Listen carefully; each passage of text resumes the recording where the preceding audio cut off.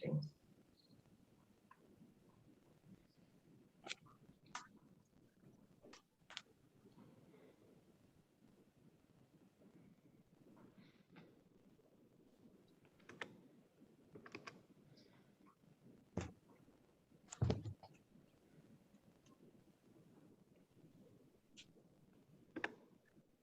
Okay. We have started. So it's a pleasure to actually welcome all of you who are listening to us live through YouTube, as well as who have joined in the Zoom meeting that we are having for the joint IISc TIFR webinar in chemical sciences for this September edition. So it's a great pleasure for us to welcome Professor Richard Zare, all the way from Stanford, who has kindly agreed to give a 2-set tutorial lectures on very interesting phase of water, the micro droplet phase, if I can say. And hopefully he will tell us about the biology and the chemistry associated with it.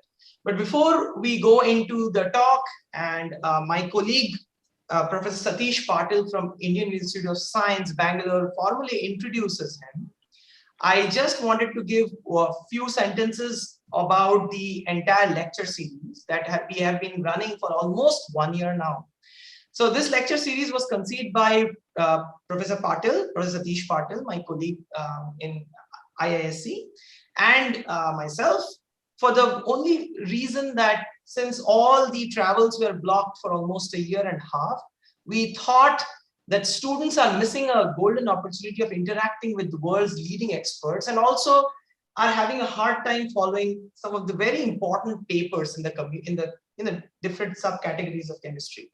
So this series actually formally brings experts from around the world in various subdisciplines in chemistry and asks them to sort of disseminate their research work by addressing the fundamental challenges in the field, and then in first lecture, and then maybe in the second lecture delve into the real contemporary research questions that their lab has been invested in.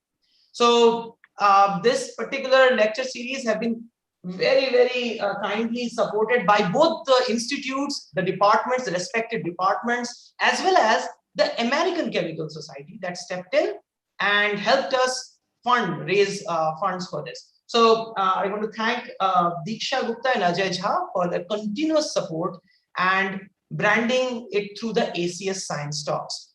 With that, I would like to now hand over the entire proceedings to Professor Satish Patil, who will formally introduce our speaker today, Professor Richard Zare. Okay, thank you, JD. So let me also begin welcoming you all. So indeed, it's a great pleasure and honor to introduce today's speaker, Professor Richard Zare. I don't know where to begin. So I was trying to be as brief in my notes as I can, but still I could manage to fill 1 page of notes. So let me first thank Dick for his involvement in Indian science. So I'm really gratefully, he has been mentoring a large number of scientists in India, and whenever he has visited us, so he has interacted many of our colleagues in India, and we have academically greatly benefited with his interactions. So let me start. Professor Zare is a named chair professor in national science, natural science in Stanford University. He received his BA degree in chemistry and physics in 1961, and his PhD in chemical physics in 1964. And soon after that, he became assistant professor at MIT, but moved to University of Colorado in 1966 and remained there until 1969. So he became again a named professor of natural science in 1975, and he moved to Stanford in 1977, and he was named a chair of the department in chemistry at Stanford University. He's a renowned chemist for his research in the area of laser chemistry, which resulted in a great understanding of the chemical reactions at a molecular level. By experimental and theoretical studies, he has made a seminal contribution for molecular collision process and contributed significantly to solving a variety of problems in chemical analysis. His development of laser-induced fluorescence is a method of studying reaction dynamics and has been widely adopted across the globe in many, many, many laboratories. He received many, many honors and awards. So as I said, I was trying to be as brief as I can, but I will just read out a very few. National Medal of Science, Wolf Prize in Chemistry, King Faisal International Prize is shared with Professor George Whiteside. He's a member of the National Academy of Sciences, the American Academy of Arts and Sciences, American Philosophical Society, and the World Jewish Academy of Sciences, and fellow of the American Physical Society. Of course, he has been very well known, a teacher also. He has received a Stanford University Dean's Award for Excellence in Teaching and Bing Fellowship Award to recognize the excellence in teaching and commitment to undergraduate education. So he has delivered several named lectures across the globe, has authored over 900 publications, more than 50 patents, and he has published 4 books. With this, over to you, Richard. Thank you so much. I appreciate this opportunity, and I thank Jayatishman and Satish both so much for inviting me and giving me this opportunity to talk to you today about a love of mine involving microdroplets. Let me start by trying to share my screen. So give me a moment to try to do this. And here we are. This lecture today, first lecture, will be on the effect of relative humidity in air on the transmission of viral respiratory infections.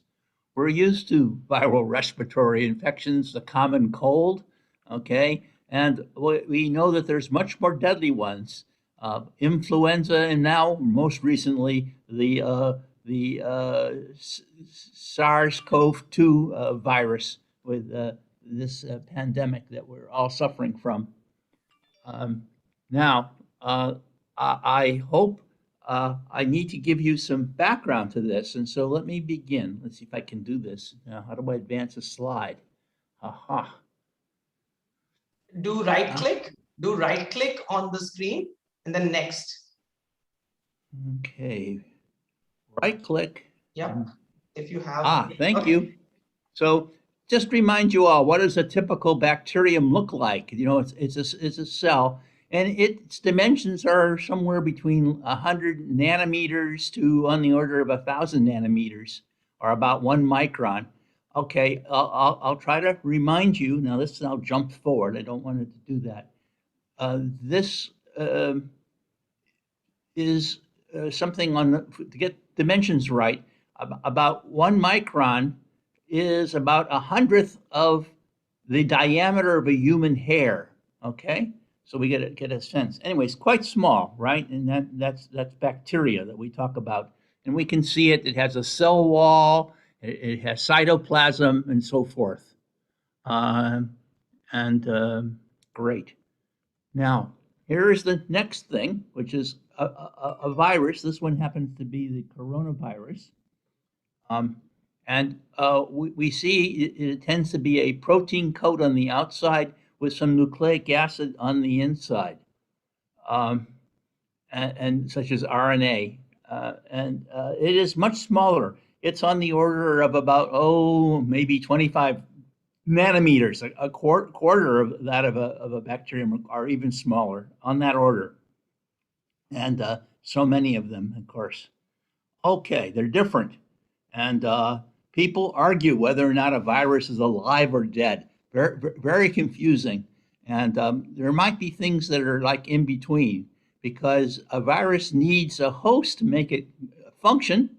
But for example, we also need oxygen to make us live. So we do depend on our environment for things, and so does a virus. I now want to remind you about the variation of sickness with seasons for viral diseases particularly. And what I'm showing you is some data that's been collected from Paris, France, from the years 2012 to 2015. and you look at the bottom of the screen, and you will see JFM, that's January, February, March. These are the different months of the year. And what do you see else? You see that in sort of a blue-gray is the winter period, and the white is the summer period. And it's pretty dramatic. If we look at this is mortality cases in Paris, France, and we see that the sickness is worst in the wintertime and really falls off in the summertime.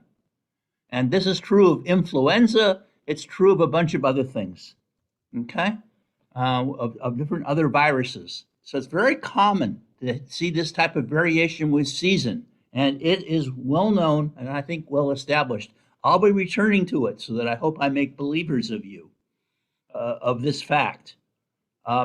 However, it has been not well understood why this is so. And of course, that's what I want to address in part to you today. So the question is, what do you think varies with season? What's the difference between summertime and wintertime? Well, the first thing you'd say is temperature. Sure enough. But if you think about a bacteria or a virus, your temperatures, don't go that high. They even 100 centigrade, okay, is not going to kill a virus or a bacteria, and nor is zero. So they're quite hardy. Okay, so temperature does vary, but that's not what's causing the difference, particularly. Human activity is certainly different, but if you think about it, most of our activity involves sleeping and going to the office or lab or whatever, or being at home, and that's not all that different. There is some difference going outside and dressing, but you don't think that's the problem. And people have found, again, a very strong correlation with relative humidity, the ability of air to hold water vapor. And I'll be using the symbol RH for that, for relative humidity of the air. And I'll be talking about particularly its percentage, which will range from 0 to 100% being saturated. Okay. Now, let's think about this further. And I want to show you about what happened here. Host has spotlighted your video for everyone. Okay. Thank you.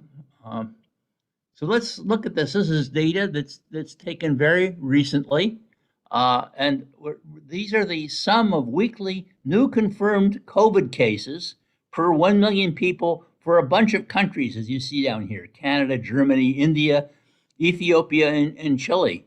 And it's from the period of 2020 in March to 2021 in March as a function of weekly specific humidity. Now, this is specific humidity, not relative humidity. And so it's measured in grams per kilogram. Come back, okay?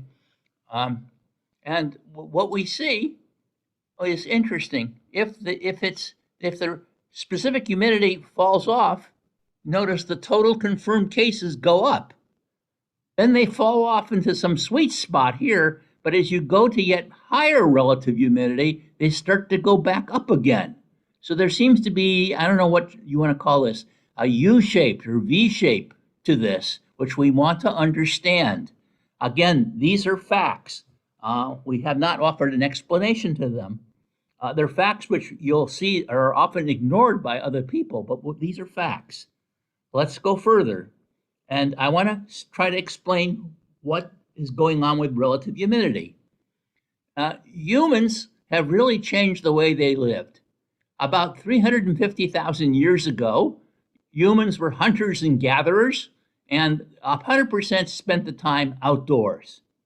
About 2,000 years ago, people were still living primarily with outdoors air because they were living in tents, okay, in terms of how they were being housed. But things started to change, particularly with the Industrial Revolution.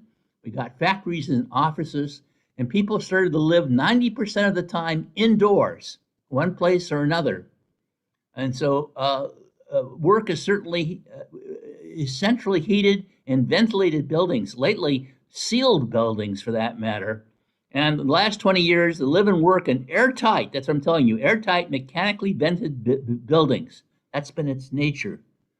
Okay, why does this matter? Well, in the wintertime, we heat the air to keep ourselves warm. And in heating the air, we often dry it out, causing the relative humidity to go down. And I think this is most dramatically shown by this data, which is taken from Gothenburg, Sweden. Okay. Okay, Sarah Hamid, who's listening to this, pay attention. I think this will interest you particularly. How can outside temperature influence seasonal variation of sickness? Let's look at this. This is indoor relative humidity, and we see it varying from about 50 some percent to down less than what, on the order of 25%. That's the blue.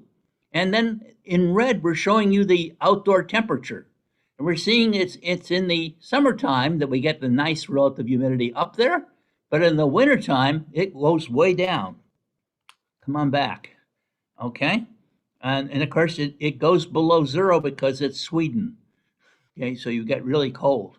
And Dick, this is the variation. There is a Dick, question. there's a question. There's a question by Professor Aninda Bhattacharya. Aninda? Yeah, go ahead, Aninda. Please go ahead, and I'm happy to be interrupted.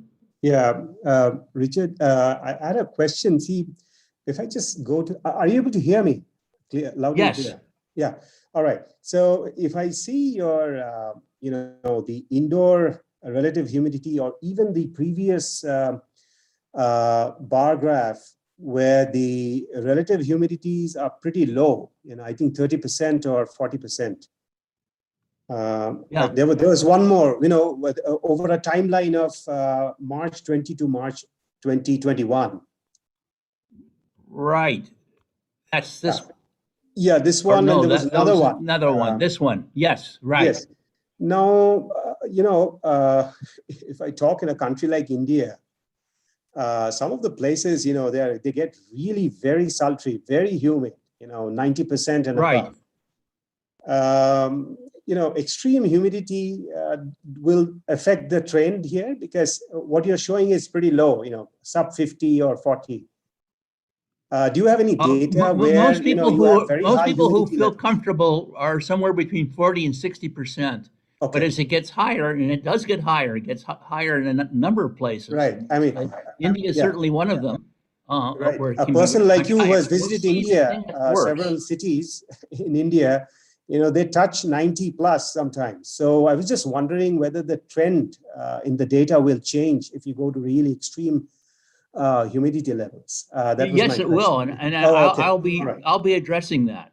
Okay. So Yeah. keep Thank you. that in Thank mind. you. Yeah. Sure. And I also want to tell you this variation with season is for, of course, places that have seasons. If we Okay. move to the equator, we don't have much season, and what I'm saying doesn't apply much. Okay, but Okay. in temperate areas, okay, on both sides, both hemispheres, what I'm telling you is the data. Okay. It is true. Okay. Thank you. And here's yet more data of the same sort. This is now from New York City, and I'm going to show you. Let's look at this. We see here blue and red. Calculated indoor relative humidity. That's the blue indoor relative humidity, and you see it going up and down, right? Okay, and it's varying all over the place. And we also see the red, which is the New York City flu cases.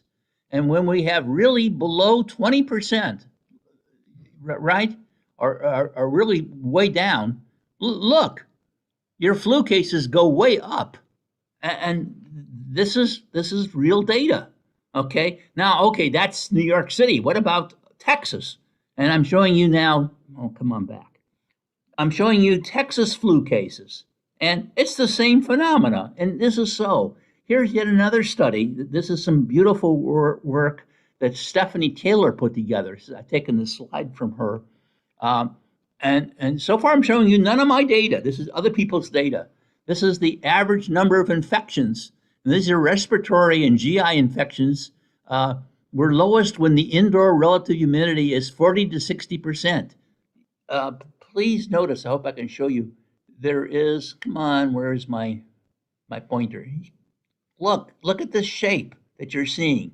And this is really true for respiratory. This one here is respiratory, bacterial, and viral, and what it's like. Okay, interesting, interesting. Okay, so hopefully you're now convinced. And to convince you yet further, here is data that just came out. It's came out so recently, I don't even have I have only a preprint of this. So this is going to be in Environmental Science and Technology, written by these people. Person I recognize very much is Lindsay Marr, who's at Virginia Tech University in Blacksburg, Virginia. She's done a lot of work on this, beautiful work. What this is showing you is she decided to look at weather. She says possible links between the transmission of COVID-19 and meteorology have been investigated by comparing positive cases across geographical regions or seasons. Little is known, however, come on back.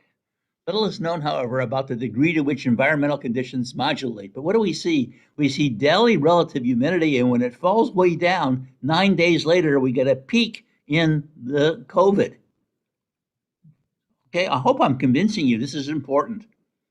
Okay, this matter. This is going to be related to something I'm going to stress to you, that COVID is transmitted in the air. It's airborne. Now, I know this is a controversial matter. It's taken the World Health Organization a great deal of time to come to this realization. And I know everybody, at least where I live, people are saying, wash your hands. Well, yeah, you can wash your hands, but that's not what's protecting you about COVID. What's protecting you about COVID is, for example, wearing masks, not washing hands. It has to do with air and where you are. And you notice people who are stuck in confined spaces with low relative humidity are in trouble.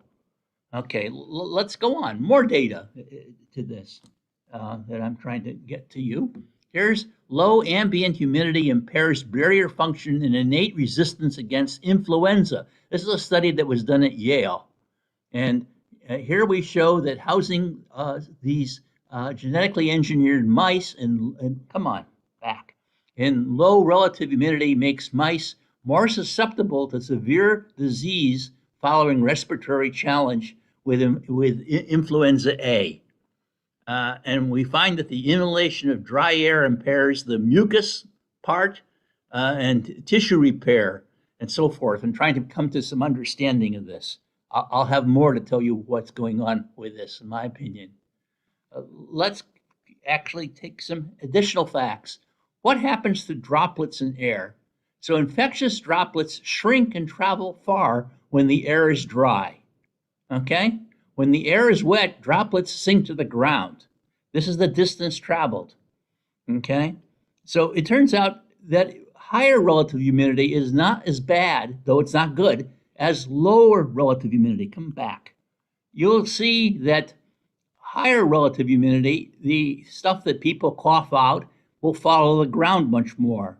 Okay, the lower part is rather sad. It really stays in the air, and the droplets of water that contain virus evaporate, and the virus is still very much alive and can be transmitted. It's small and gets to the lungs, and then you're on your way to getting very sick. Okay, and something is happening in between, which we want to understand. So we got relative humidity and the survival of microorganisms in water droplets. People have been looking at this and making studies, and I want to show you the data. Here's some lovely data that's been obtained. Again, look at the date, 2020. So the talk I'm giving you today is very much current matter. And what do we see? We see two things. We see that if you're bacteria and you look at relative humidity, okay, and you talk about virus viability. Well, come on. I'm sorry. I don't know why this keeps jumping the way it does. It seems to be a Zoom function, not me. Anyways, here's bacteria viability, and it goes up with relative humidity. But interestingly, look at the virus. There's a sweet spot that I've been showing you, like this. And this is what indeed this group found. And they have an explanation for all this, or a partial explanation. They say survival of bacteria increases as relative humidity values increase. And it's thought that increasing evaporation increases salt concentration in the droplets, right? And if you get salt, you're going to change the osmotic pressure, and you're going to break the cell walls of bacteria, and you're going to kill the bacteria. So that's their explanation for bacteria. But that explanation makes no sense with regard to viruses. They don't have walls with salt that matters at all. And survival of viruses has a U-shaped curve, doing better at higher and lower RH, but worse at intermediate RH values. And in 2020, this group wrote, the mechanism underlying the relationship has not been explained, particularly for viruses. And of course, I want to talk to you just about that. I'm trying to present to you yet more data to convince you about the importance of relative humidity. And I'm showing you that it's somewhere, there's a lovely region between 40 and 60% where things are good for lots of reasons, lots of different things that are happening here. Okay? So the point of this brief lecture, this presentation today, is to really examine this issue. And I'm going to go by beginning to talk to you about water. And I'm so pleased that, for example, Jordan Smith was able to join this talk. And so, Jordan, I think maybe I've told you this before. Suppose I have a conversation with an undergrad who's going to be majoring in chemistry, okay? And I say, here's a beaker of water. We all see it, okay? It's 1 liter. What's inside this beaker? What does it contain? And my beginning chemistry student says, oh, that's easy. This contains what? 55 moles of water. Water is HOH, a bent molecule, right? And 55 moles is a lot because each mole is an Avogadro's number, 6 times 10 to the 23 or something. And so there's just a lot of water molecules. And you smile and you say, yes. Is there anything else in this beaker? And the student looks at you and says, are you talking about isotopes? You know, only like one in 5,000 H atoms is a D atom, a deuterium atom. He said, no, I'm not, I'm not talking about isotopes. I want to know, is there anything else? This webinar is being recorded, okay. Anyways, you look at this and you say, well, no, what else does it contain? And the student says, well, actually, there's 10 to the minus 7 moles of H plus, which we call the hydronium ion, right? And there's 10 to the minus 7 moles of OH minus, which we call the hydroxide anion. And there's as much hydronium as there is hydroxide because it's neutral water. And everybody knows that we define the pH as being the negative logarithm to the base 10 of the H plus concentration. And so everybody says that water has a pH of 7. That's what's happening. Though 10 to the minus 7 moles is nothing compared to 55, okay? Though it's important. We know that pH is important in chemistry and things. Okay, you smile and you say, have you ever considered what is the pH of a water droplet in air on its surface? And the student looks at you, generally a little puzzled, knows you're a professor of chemistry, and the fact that you're asking this question probably means the answer isn't 7. But what is it? So think for a moment, stop and think yourself, what is going on? At the water boundary, I hope I'm getting there. Look, at the water boundary, which I'm about to show you, what do we have? We no longer have 3-dimensional hydrogen bonding, and hydrogen bonding is so important, as Aronot will tell you very much. But we're losing that, right? And we're losing that at the surface. What else is happening at the surface? Okay, we're having the following happening: that there is a hydrophobic medium, air or oil, okay, surrounding hydrophilic water, and it's very likely that anions and cations don't have the same affinity for the hydrophobic medium. And experimentally, people have found that water droplets are negatively charged. In general, this is so. A lot of experiments show this. Where is it coming from? Some people say, oh, it's the OH minus that likes to go to the surface more than H plus. Others say, no, careful experiments don't show that. Most likely, and I believe it is actually coming from a little bit of absorbed carbon dioxide that forms the bicarbonate anion, HCO3 minus.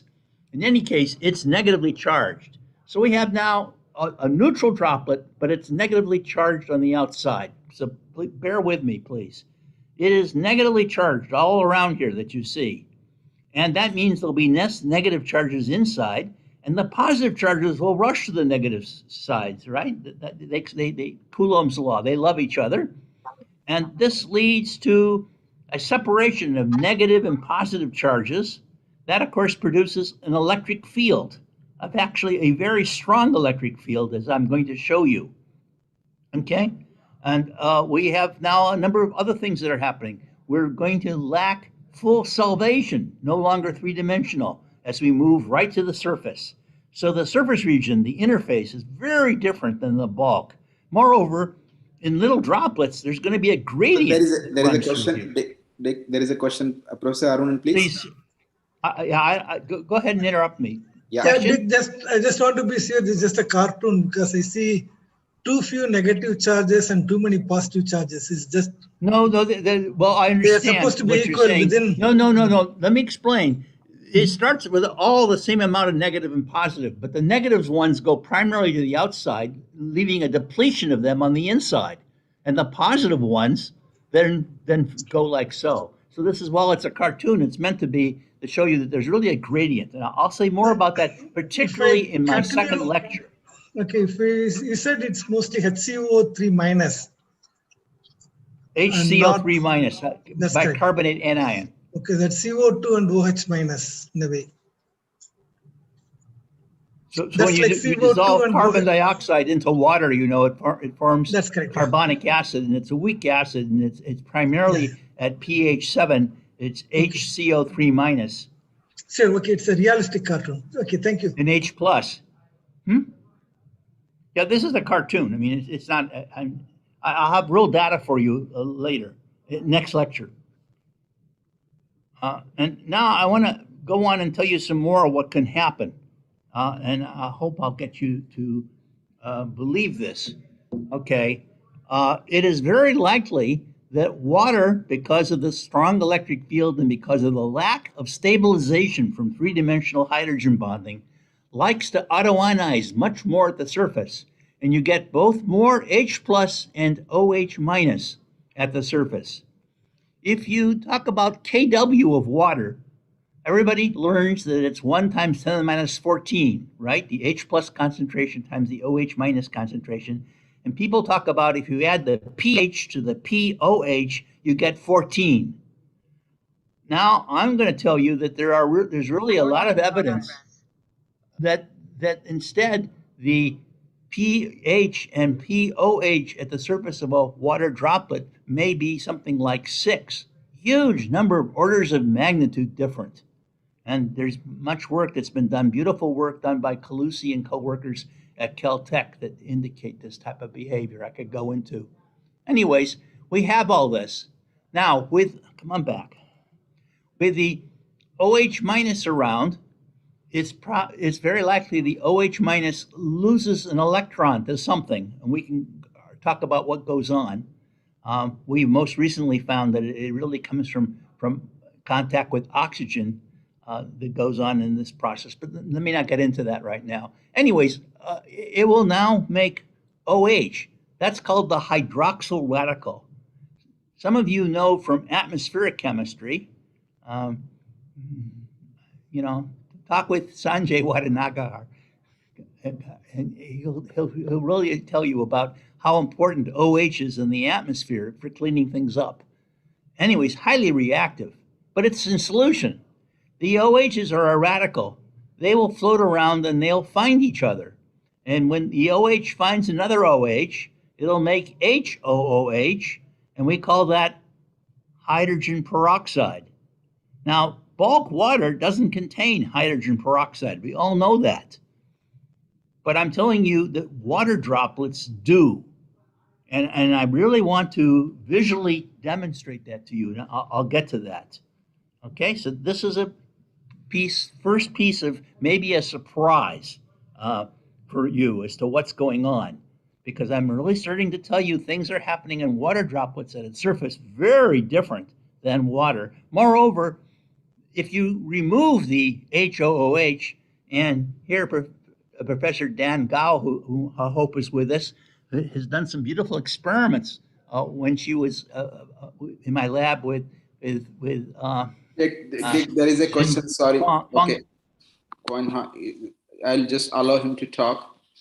Yeah, please.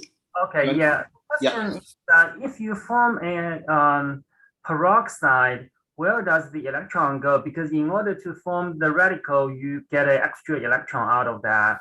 So does the electron stays on the surface of the droplets, or where do they go? Well, you know, people are still trying to figure out where it all goes, and it may well be that part of it is that it's a hydrated electron. Another part of this may be that it's been transferred to neutralize something, maybe back to an H plus and making H atoms and ultimately H2. The surface is really much more active. Okay. Okay. Thank you. Okay. I mean, and I know. Let me tell you, getting this work published has been a nightmare. When I first, you'll see. I'll get to this.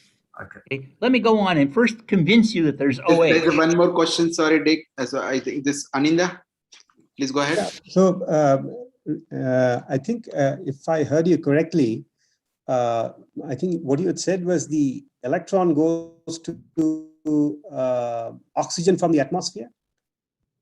That's what, did you say that, mention that? You said, of course, can go to anywhere. I'm telling you that probably O2 comes in to set this process off. Okay. From the atmosphere. That's what I've seen. Okay. But it could be also likely it exchanges with CO2 as well. Well, but most of them, yeah, but I don't think the CO2 the surface is negatively charged. I agree, but I think let me try to show you that there is OH, and for that purpose, if you add salicylic acid, you can make these compounds of dihydroxybenzoic acid and use a mass spec and see them. So we really know this is work done by J.Q. Lee, who's now at Seoul National University in South Korea. Oh, come back. And Devlina Samanta, who's just joined the faculty of University of Texas at Austin. Okay. And so this is lovely. We really see this. Okay. Here's some compound that first, I think it was Catherine Walker in my group synthesized, but it was first synthesized at Berkeley by these people. And there is an IUPAC name to this, but that's hopeless. We want to call it just PF1, okay? A peroxyfluoro compound that has boron in it. The hydrogen peroxide will clip off the carbon-boron bond and produce this compound shown on the right here. Come on, pointer. And what is that? That compound is fluorescein. This is non-fluorescent. This will be fluorescent. So if there's hydrogen peroxide around, this thing will become fluorescent. And we're going to use this as a detector of the hydrogen peroxide to show you something of what's going on. Okay? And let's see what happens. Suppose we add 10 micromolar PF1 in bulk water, and we look at the bright field of the water, and now we look at the fluorescence, and we see nothing.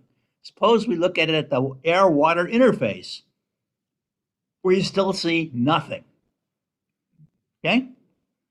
Can hardly make anything out. Suppose instead we make droplets. Look at the difference. And please notice, in the corner here is again the air-water interface and nothing. This is where the droplets are, and you can see them, and the little droplets actually are bright. Okay, stop. Come on back. Here is an important slide, because it really shows you something quite important and why a lot of this has been missed before. if you have a little droplet, it's really bright. If you have a big droplet, now what are the sizes of the droplets? Let's look at them, A, B, and C. A is in diameter, 160 microns, okay? Diameter of a human hair, approximately. Okay, B is half that size. And there's a little bit of green. There's just a little bit here, but you can hardly see it. And C, which is much smaller, it's about 16 microns. We generally work with 10 microns. Look, quite bright. And here's showing you the fluorescence intensity as a function of microdroplet diameter, and it really goes off. And so I'm telling you, it's the little droplets that make all the difference here. Now, sure enough, if you make water clusters really small, you don't have hydrogen peroxide, not at all. Everybody knows that who's studied water clusters. And big water clusters, big water droplets, they don't seem to have hydrogen peroxide much either. But in between, wow, look at that. There really is, okay? And so this is the fluorescence intensity versus microdroplet diameter from 1 to 50 microns is being shown here. And that's the inset, okay? Wow, okay?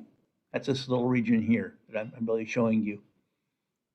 Okay, I will be talking about an explanation of this much more in the second lecture.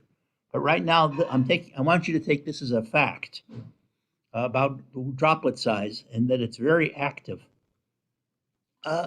Next, I want to show you some video. Before I start this is J.Q. Lee with Catherine Walker and other people involved in doing this. This has been published. This first appeared in 2019. Sorry, Dick. Sorry to interrupt. Sanjay has a question. Sanjay, please. Hi, Dick. Just a question about the brightness versus the relative size. If you take n number of fluorophores spread over 160 micron droplet versus the same number of fluorophores in a very small droplet, the droplet would look brighter because the fluorophores are concentrated. Could that be this effect? Well, it is that if the fluorophores are if the concentrations are the same in these three, right? In terms, right. And therefore there are less of them in the smaller droplet. I'm trying to understand your question. I'm sorry, I'm having trouble. In the sense, I think the H2O2 would convert the your detector dye into a fluorescent dye, right? Well, okay. I think I know what you're talking about. Sure enough, there's more surface area compared to volume in a smaller droplet than a bigger droplet. Right. I agree with that very much, and that's part of what's going on. Very much. Okay. Okay. Yeah. And I agree to that. That'll be an important consideration, and I'll show you that again more. Let's now. Okay. Thank you. Try to go and see this. Please take a look at this. This is just spraying out water right here. If you see that pointer is here, and there's a little bit of water being formed right here. You can see it. Okay. Now I'm going to move the strip of peroxide test paper. This contains horseradish peroxidase and a dye. And if there's water, nothing happens. But if there's hydrogen peroxide, this will actually change colors. It'll turn blue. And as you do this, I'm playing this now times 10, I think. Okay. And hopefully, is this proceeding? I'm going to make sure it's running. Okay, here it is. It's running now. Okay. You'll see that it starts to turn blue. Okay. And as this proceeds, hopefully you will see it gets increasingly blue. And so there should be no doubt that there is hydrogen peroxide being formed. Okay, I sent this type of work in, and I made the mistake because actually J.Q. Lee insisted. He said, I can't get a job in Korea unless it's published in Science or Nature. And so I tried these journals, and what a waste of time that was. Anyways, I got back comments from one of the editors of Nature that said, Dick, people have been looking at aerosols for years. If this were true, it would have been seen already. That's a hard argument to deal with because it's not scientific. But I gave up, and so it's published elsewhere. And then even getting it published, the comments were highly varied. They ranged from one review said this is unbelievably exciting. Another reviewer said this is just unbelievable. And so it's been a struggle. And that's what happens when you start doing something that is not an incremental improvement on something else. So this is very different as we're getting to.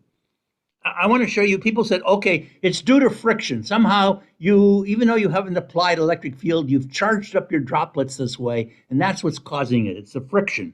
I wanted to show you it's not friction. So please, here's the next piece of data. And I'm showing you, this is a silicon wafer, so that's why you see reflection. It's being put on a Peltier cooler. We're going to take the water out of the air. This is just vapor condensation. Can you see the water being condensed? Okay. Is this running? Hopefully, yes. Now watch. You'll watch the water start to grow, the droplets.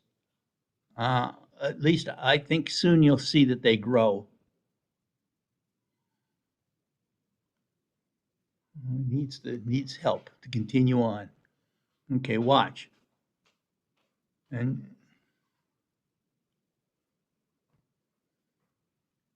you see them growing? Now I'm taking the hydrogen peroxide test strip, dipping it on. Oh, come on. What happened here? You can play. Oh. You can play there. I think you can press the play button. Yeah, that's better. Yeah, it's playing now.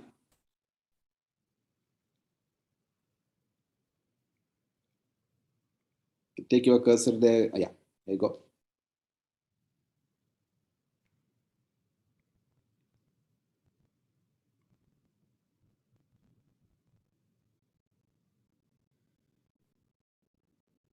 Look.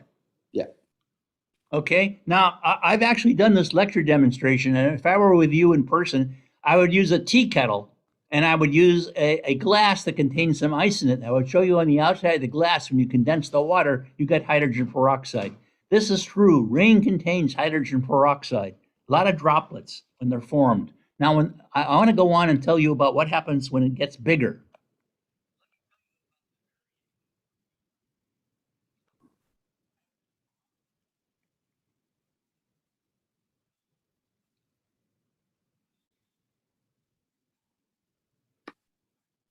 Can't hear that. This, Dick? We're not able to hear. We are not able to hear that one. Oh, okay. I'll stop this then if you can't hear the audio for some reason. Yeah, the audio is not coming out. Audio is not coming. So you have to share the audio. Actually, in the Zoom, there is a share audio. But Oh. I think you can just. I'll just tell you. You can just summarize. I'll just tell you before we go on. Small droplets. Of course, you get your hydrogen peroxide, but if they get too large, we saw it disappear. Namely, it's just being diluted. The large droplets don't make hydrogen peroxide much, and I've explained that before to you, and it's seeing the same phenomena again. That's all this is saying. Okay, this is a picture of me in my office, actually.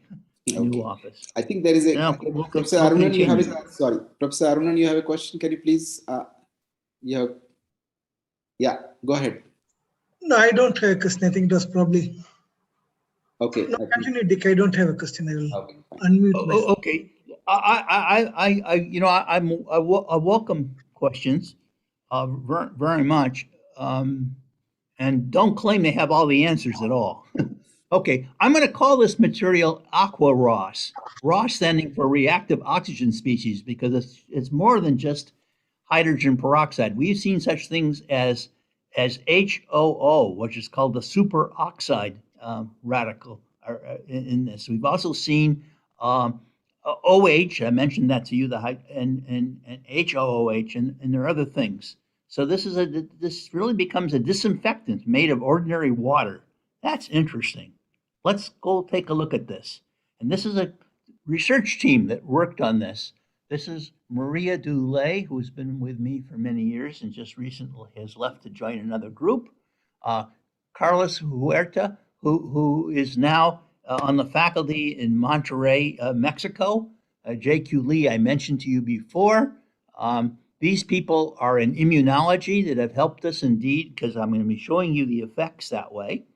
So collaborating with them, and very much had help from Adrian Davica and Sinisa Vukovic, who both are in Toronto and have been very interested in putting forward the idea of how this might really affect respiratory diseases. Got me involved in this research and very instrumental in my work.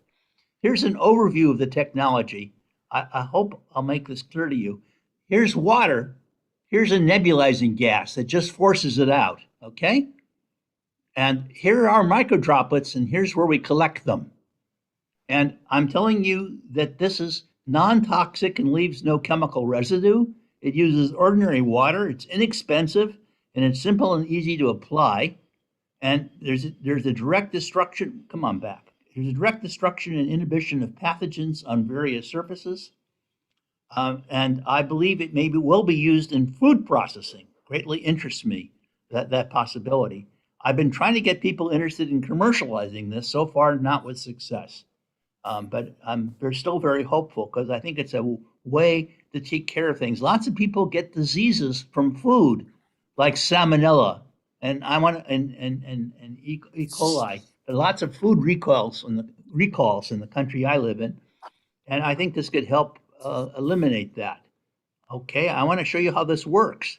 Here is imaging the disinfection and work that we've published on this.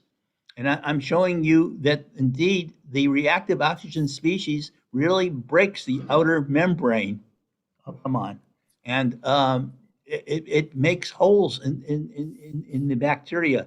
And we've also have most recent data, I haven't published it yet, that's showing it killing viruses. We did that with tobacco mosaic virus and so forth. Okay?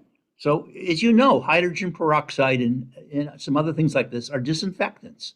So we have a disinfectant.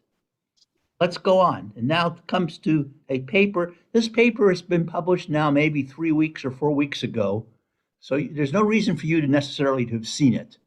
And here are the authors. You can recognize the names. And what are we saying? This is published. Come on back. This has been published in something called a QRB Discovery. The mist is generated by ultrasonic cavitation of water. We use Fisher grade water. It has some carbon dioxide dissolved in it, and it's at room temperature. So nothing special. And we're going to be talking about the effect of relative humidity on hydrogen peroxide production in water droplets. So we're going to be making a spray that we're going to measure. How are we going to measure it? Just collect it and measure it in different ways. And what do we find? To me, this is the most important slide of this presentation. So I want to spend a little time on this. Here is H2O2 that's being measured. And we're talking about it in milligrams per liter. Incidentally, milligrams per liter for a water solution is the same as parts per million. And I'm showing you that it ranges from about 2 parts per million at 23% relative humidity to about, I don't know, more than 6 parts per million at about 53% relative humidity. We did not make this study by knowing this is what we were going to find. We just did this over the course of over a year, and we noticed our data kept changing, and then we finally figured out it was due to the relative humidity in the room. We measured the relative humidity each day, and it's seasonal. Okay, here's all the information about this. Okay, and so environmental temperature, water temperature, nothing interesting or special. You see, flow rates, droplet size is about 10 microns in diameter. We've measured it with light scattering. Okay, and 10 microns is in the right region, as I told you, for the droplets to be active. And please, we're seeing a factor of 3 change in the hydrogen peroxide as a function of relative humidity. And I'm showing you relative humidity up here really makes a lot more hydrogen peroxide than down here. factor of 3 difference, okay? And I assume other reactive oxygen species. So let's consider what happens. Hydrogen peroxide has a vapor pressure that's lower than that of water, okay? So if you start to evaporate, you might say, I'll accumulate hydrogen peroxide in the droplet. Truth is, we're seeing the opposite. So there must exist a loss mechanism for H2O2 that increases for lower RH. And the answer is actually, I believe, the whole droplet itself evaporates, all goes away, okay, when you go to low relative humidity. So the percentage RH in a mist is much greater than the percentage RH in the surrounding air, okay? And it's the percentage RH in the surrounding air, which is as the droplets are first being formed and how long they act the way they do, is really what's controlling the process. And the droplet size difference is a result of the larger volume of water needed to saturate the air inside the mist at lower percentage RH, resulting in the mist containing smaller droplets. Okay, we get a sense of what's happening with this. And now I want to tell you about what I call the Goldilocks effect. There's a nursery rhyme about Goldilocks, our nursery story that's told about Goldilocks visits the house of the 3 bears and tries the different porridges when they're not home and find this one's too hot, this one's too cold, and this one's just right. And we know that at the extremes of small water clusters and very large water droplets, there's no detectable presence of H2O2. But in between, there is. And so this is the Goldilocks effect, in which droplets that are too large or too small have diminished H2O2 concentration compared to intermediate sizes. Okay? We want to understand this. And part of this really has to do with the existence of the electric field and the nature of forming the H2O2. The fall off in H2O2 concentrations as the size of the water droplet decreases may come from the interplay with the electric double layer, EDL, inside the microdroplet. As the droplet size shrinks beyond some limit, the hydrogen peroxide generating mechanism is turned off and the loss mechanism becomes dominant. You don't develop much of an electric field. Let's look at this thing. This is showing you that small droplets, and you soon get overlapping electric fields, is what happens. There exists a transition from the nanoscale droplets, where the electric double layer of the nanodroplet from opposite sides of the droplet fully overlap, to larger droplets where the EDL is at the surface with a separate interior bulk, and you get a very sharp rise, but nothing in between. But in between's in between, and you see that. And I think this helps the size dependence of the electric field shape. And this is for, notice this is times 6 times 10 to the 4th, and this is volts per meter. So this means it's a 600 volts per centimeter being held at the edge. This is looking at the percentage droplet radius away from the center, okay? And I suggest that the results of the present study do provide a chemical and physical basis for why maintaining percentage RH between 40 and 60% promotes human health. And I also suggest that this finding has huge public health consequences. Now I'm going to stop sharing the screen and I want to talk about public health consequences. Okay, so now I've given you some facts and I've given you the nature of what's happening. Let's think about a little bit more what's going on. Conversations with architects and buildings, particularly people who build skyscrapers with glass windows, okay, very, very popular and common, and airtight. And they say, well, what we want to do is we really want to make lots of ventilation. They pride themselves on how often they turn over the air, but they keep the relative humidity low. They say they must keep it low because they don't want droplets of water to form on the windows. You see, they don't have enough money to make double paned windows in skyscrapers. You understand double paned? Okay, so they're not insulated, so they get cold in the wintertime outside. So in the wintertime, you have, again, heated air and it's very dry. And this is just the wrong conditions. And it's, may I let's for fun talk about this another way. I have always, all my life, I have fought to keep my weight down. Not sometimes not with great success. And early on, my mother told me it's a simple matter. It's a matter of calories in and calories expended. And again, if you're a physicist, you believe this, very much. That's what it has to be about. It has to be a true statement. Just as people are telling you, oh, it's a matter of making clean air, very important. I think Sanjay has a question. But let me continue with this before I take a question more. Okay. I'm sorry. I want to get this thought across. And then we'll take it. Okay, so people say this, but if you look at it, they don't really understand the nature of obesity. This has led people in the United States early on, but back maybe in the 60s, I think it was, or 70s, to decide to eliminate fats from their diet. And they particularly trans fats, but all fats. And then fats, dissolve spices. Everybody who enjoys Indian cooking particularly knows this, okay? And if you remove that, you get bland food. And to make up for that, at least in the United States, we add sugar. We add fructose primarily. And the result is that people are getting overweight in the United States with a lot of sugar being added, and we're getting lots more diabetes going up. And it's not at all clear this has been a healthy choice for us as to what we're doing. But that's what's been happening.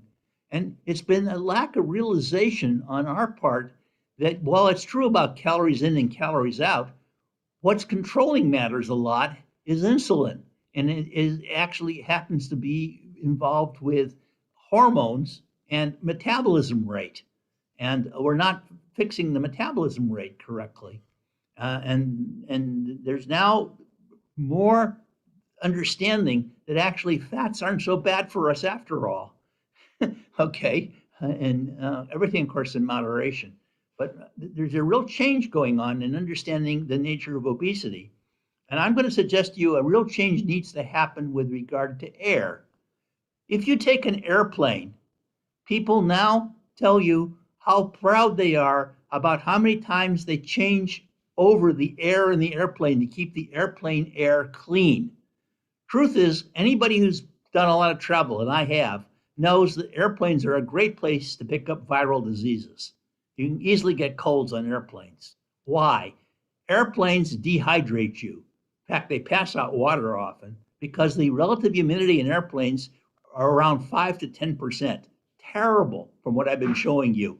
Viruses love that. And when somebody is sick and coughs out, it just floats and stays in the cabin all over. Even though you're trying to remove the air, you don't get that much removed, okay? So it isn't simply a matter of cleaning the air by ventilating. You have to combine ventilation with a proper control of relative humidity of the air. These are things called humidifiers, okay, which you can use, and it's not being appreciated, and there are really relatively easy fixes to this that could have a big difference in terms of how often we get different respiratory diseases. Now, I think I've probably spoken for about an hour at this point, and let's start with questions. And Sanjay, did you have a question? Well, thanks, Dick, for the extremely illuminating experimental evidence for the H2O2, higher amount of H2O2 concentration at certain relative humidity.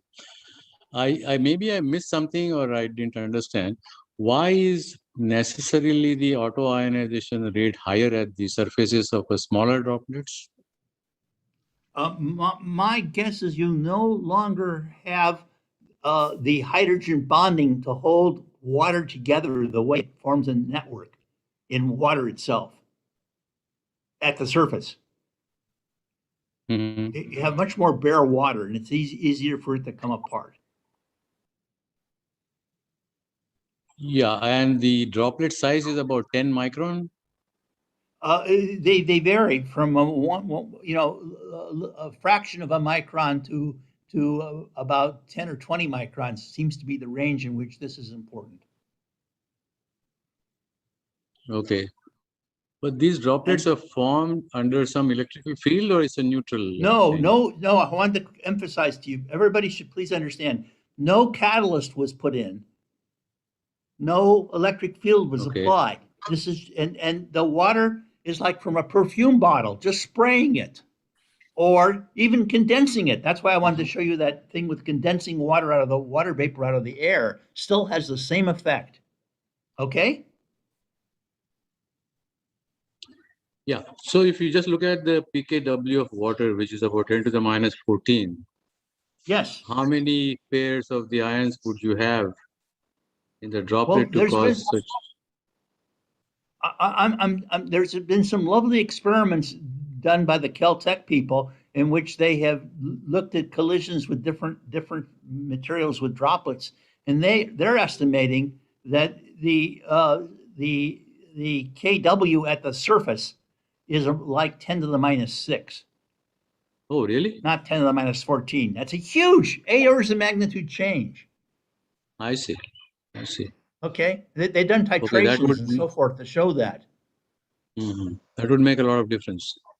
Huge difference, huge difference. And in fact, it also explains why all types of acid catalyzed and base catalyzed reactions go with droplets that don't go with normal water.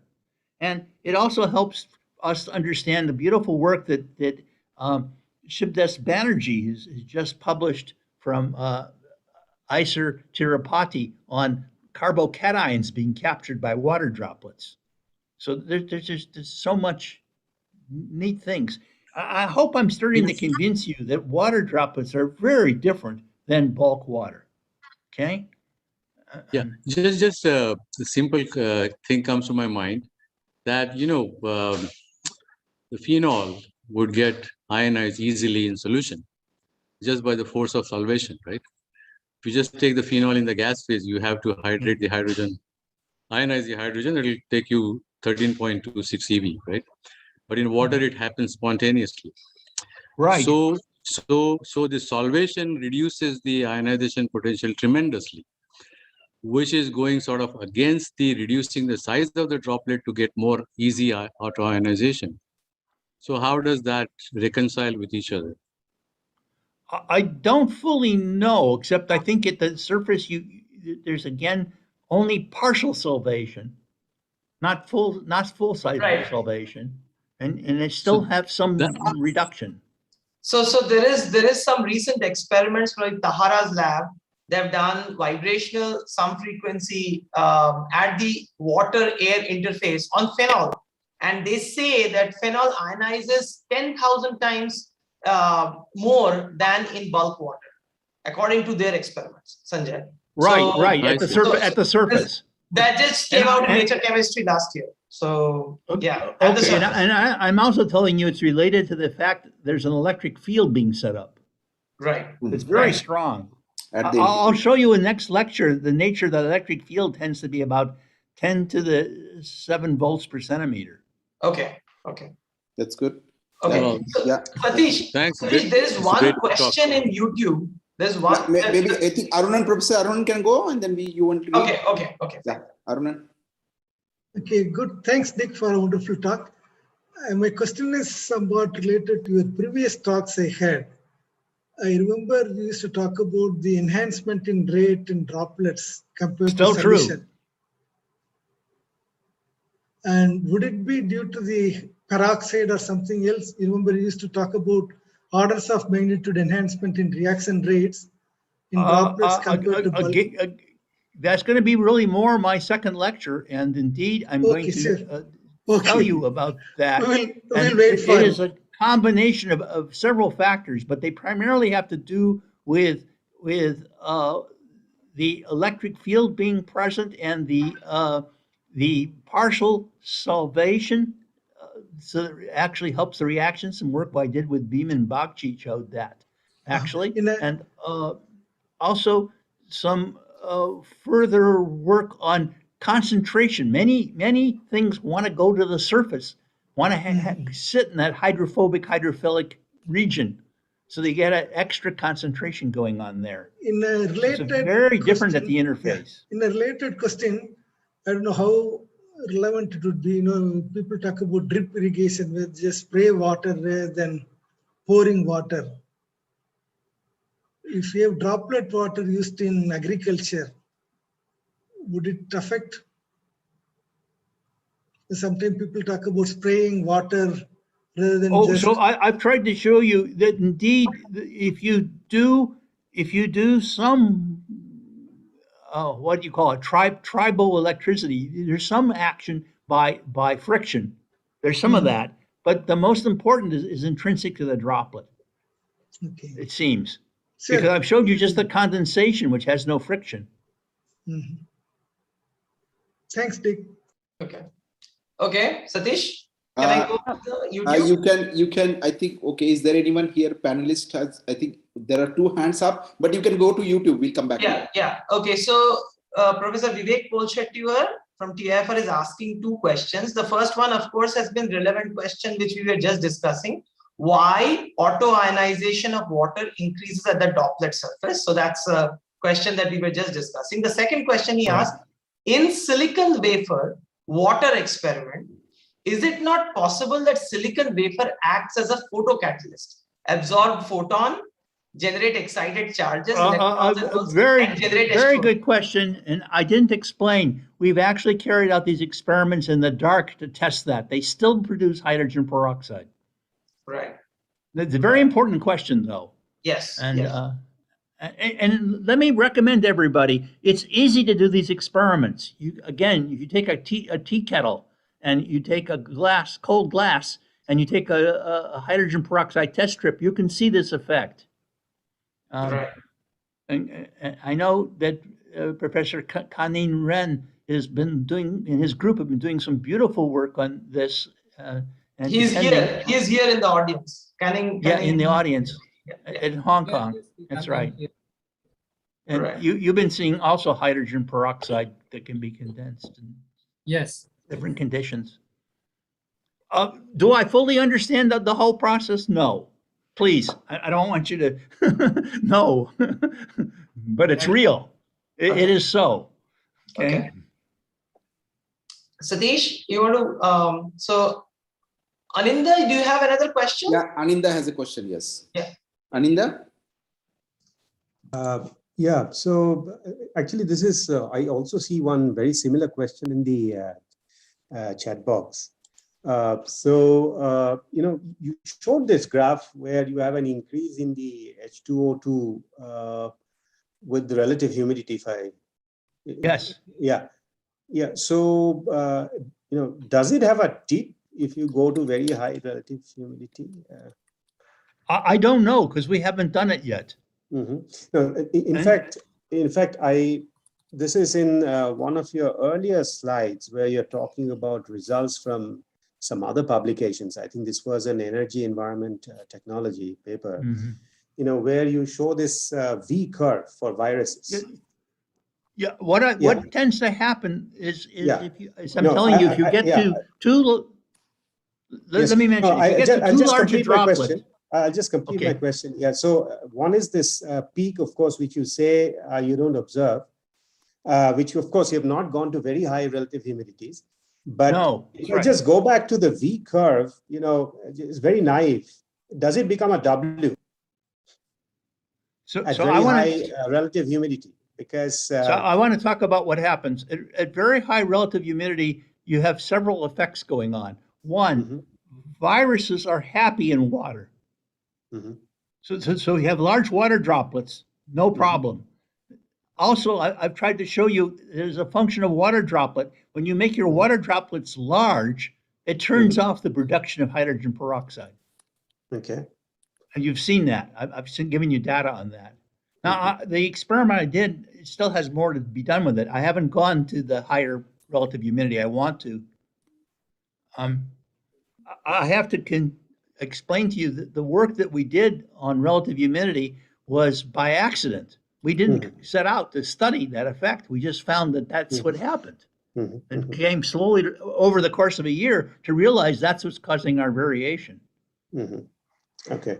And that was just the relative humidity at Stanford in our lab. Okay.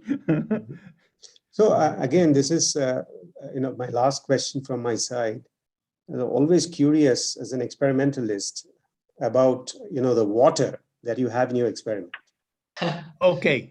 Yeah, I have tried a whole bunch of different waters I didn't tell you about, including adding salt to water. Yes. In fact, so the effect of salts, because we are talking about reaction rates, formation of radicals, and radicals, seeing another radical and combining H2O2. So I believe the water is it important about the composition of the water? Or well, it seems robust. I can use tap water and get the same effects. Okay. And I started with distilled water and with biograde water. If I start to load the water up, interestingly, if I put a lot of carbon dioxide in the water, if I use soda water, okay, I actually diminish the effect, okay. And I've played now most recently with carbon dioxide. My group has. When I say I hope you realize I'm just a cheerleader in this. And here, number of people, particularly most recently, Masoud Mirgardi, who's joined us from Iran, has been working in my lab and has shown that the carbon dioxide in the surrounding medium, when it hits the droplet, goes on. Now, you ready to believe this? Forms formic acid, acetic acid, ethylene glycol, things of this sort. Haven't written that up yet. Want to show that, though. There's real chemical reactivity. This very much is like what Xin Yan, when she was a postdoc in my group before going to Texas A&M, showed with terms of gas phase reactions with droplets. There's plenty to do here. So many possibilities. I hope you're starting to, and I want to encourage you all, droplets really don't belong to anyone, and they're easy to work with. Please, there's much to be done here and much to be learned. Yeah, thank you, Richard. Looking forward to your talk tomorrow. Thank you. Yeah. Okay, thank you. Thank you, Ananda. There are a few questions in the chat box, Dick. One of the things is from JL Chung. Hi, Dick, very exciting talk. What happens with hydrogen peroxide concentration when the relative humidity goes above 53%? Does it have a peak around 53%? And could that explain the sweet spot of virus survival rate at this relative humidity? Well, yeah, as I tried to mention to you, as the droplet, and this is the work we've seen, is the droplets get very large. And in a mist of the droplets, there's a competition between evaporation and agglomeration. Right. And you really get large droplets at higher relative humidity, and viruses are happy in that. Right. Under that circumstance. So unfortunately, even though maybe there's more production of hydrogen peroxide in the beginning with changing relative humidity, the effect later on doesn't work that way. There is some seems to be some very sweet spot with regard to the viability of viruses in droplets. That's what has been found experimentally, and I'm suggesting to you there's reasoning for it. Right. Okay. And I tried to show you that it's in between that the droplet lives long enough. After all, it takes time for the reactive oxygen species to eat up the virus and to destroy it, to inactivate it. Right. Okay. You need that time. Fantastic. Shivani Sharma, if you could unmute yourself, you can ask the question directly to Dick. Shivani? Yes. So my question is that in initial slides, you mentioned that there is no explanation for decline in activity of viruses during evaporation of a droplet. So could it be because of protein aggregation? Because increase in salt concentration would definitely enhance the aggregation. It's just like salting in, salting out experiment. Right. No, interesting. I can tell you though that viruses, when you desiccate a droplet, the virus is happy, it lives, It's dormant but lives, and it's once put it back into the human body, it's active. So dried out droplets that float for a long time in the air are deadly. I hope that's, and I don't fully know all the effects of salt on this, but there's very interesting speculations that have been put forward by Davica and Vukovic that I want to share with you. Okay, now this hasn't been proven yet, but this is really interesting. What I'm telling you next, I believe very very tempting, and we're trying to now look into it. Suppose you have salt in your droplet. Well, from human beings, you can't help but have salt, right? Salt, NaCl, will make Cl minus. I've shown you that you get hydrogen peroxide, right? If you take Cl minus and HOOH, what happens? At the droplet surface, or perhaps it requires an enzyme as well to make this happen, I don't know, you will get the reaction to form HOCl and OCl minus. HOCl is called hypochlorous acid, and OCl minus is called the hypochlorite anion. That's bleach. That's chlorine bleach. So it's quite possible, again, that there is more disinfection going on through this action. More to be learned here. But I'm trying to show you the importance of little droplets hanging around being disinfectants. Okay. Okay. Thank you, Shivani, for the question. Thank you, Dick, for clarifying it as well. So now, I think, are there any other questions or comments by the attendees and the panelists? If not, then I'll have Vivek, Professor Vivek Tiwari. Could you just unmute yourself? Yeah. Hi. Thank you, Professor Zare, for a very interesting talk.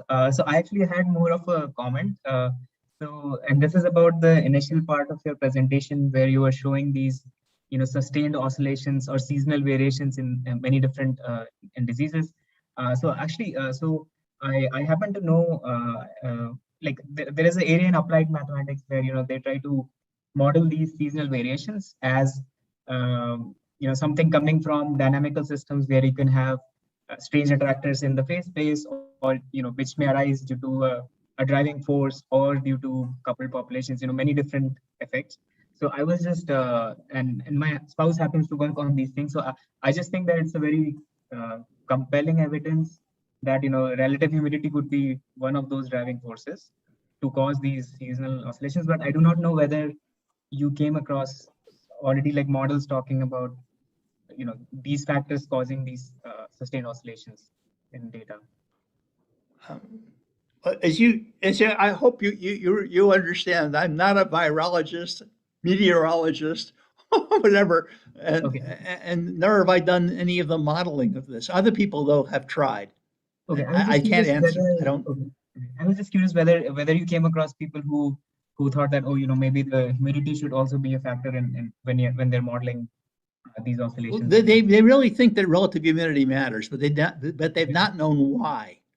And correlation doesn't prove causation, but I'm showing you the causation, what is I think a chemical and physical basis behind what people are seeing. Sure. Okay, thank you very much. At least I'm suggesting that to you. I hope you believe me. Yeah. Dick, I want to ask a simple question. The hydrogen peroxide is produced from pure water and no pollution, and you can cure the virus. And this way, is it the commercialize the situation, the commercialize the way to produce hydrogen peroxide? Well, I've been trying to get people to be interested in this possibility that if they will just please make small spray, often the sprays are too large in terms of the droplets. If they will make a small spray, it's healthy. Yeah.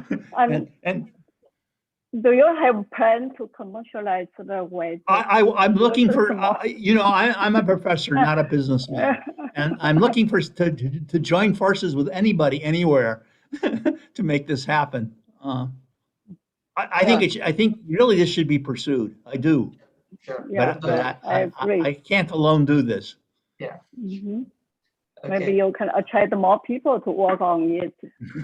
Well, here you all are. Maybe some of you are interested. The world needs it, honestly. Right. Okay. Okay, Dick. Thank Just the last two questions that are from YouTube. Abhinav Chaudhary is asking, what is the effect of temperature on the viability of the SARS-CoV-2? So. Okay, I wish I knew more about temperature. Yeah. Right. I don't have. I know if we increase the temperature, we increase evaporation. Right. I don't know much more about temperature. I'm sorry.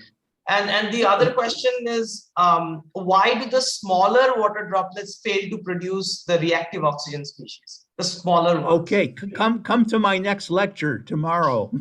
Great. That's a great segue. And I'm going to say more to you. It has to do with the nature of the small droplets having this very big electric field. Sure. And electric field gradient.